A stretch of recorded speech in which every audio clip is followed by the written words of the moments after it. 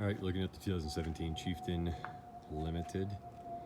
I just got it back. I put stage 2 cams in it, performance fuel tuner from CCT. I got the Lloydz air cleaner stage 1, got Freedom dual headers, and also the Rush dual pipes going through it. Sounds pretty good. I'll start it up here in just a second so you can hear it. That's the air cleaner from Lloydz.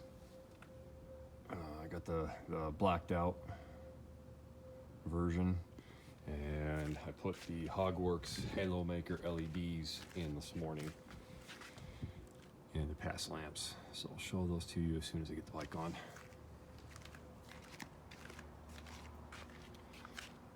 Give it a whirl, see what it sounds like.